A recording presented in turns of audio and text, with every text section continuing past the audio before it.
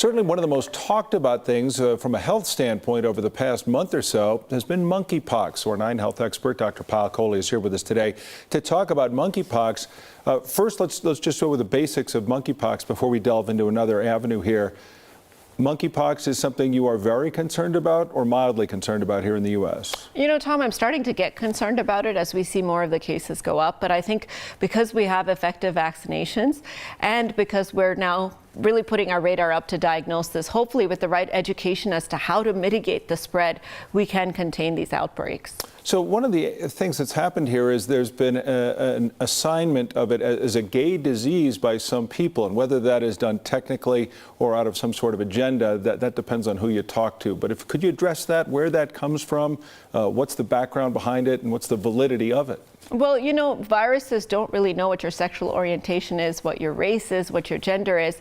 But what viruses do know is behavioral patterns, and they know vulnerabilities in the healthcare system. And what we're seeing is that most of these cases here in the United States are occurring in men who have sex with men. And that's part of where that stigma comes from. But this infection can affect anyone who has close contact with somebody else who's infected, regardless of their sexual orientation. So it's not specifically a gay disease, but we're seeing certain behavioral patterns in that particular population propagated in that population.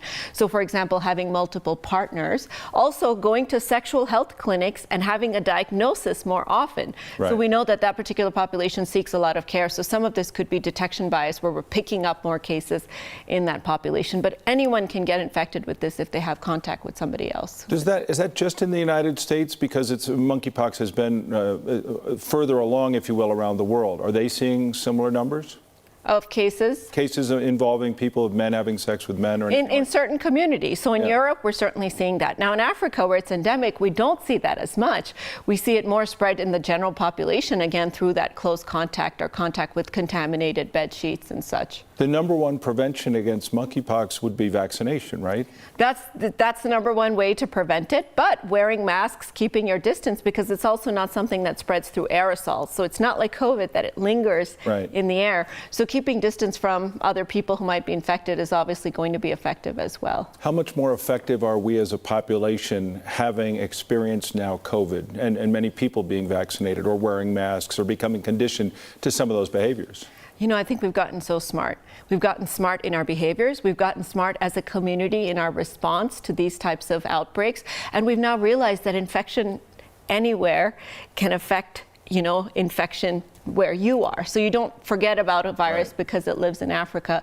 But I really don't want to stigmatize this, because by doing so, A, we affect the gay community. B, we affect the heterosexual community because it propagates that false narrative that heterosexual people are protected. And C, we really destroy these public health measures to try to fight this. Well, there certainly is a lot more that we can learn about it and will learn about it. We always appreciate you visiting with us and keeping us up to date. Thanks, Dr. Payal Kohli.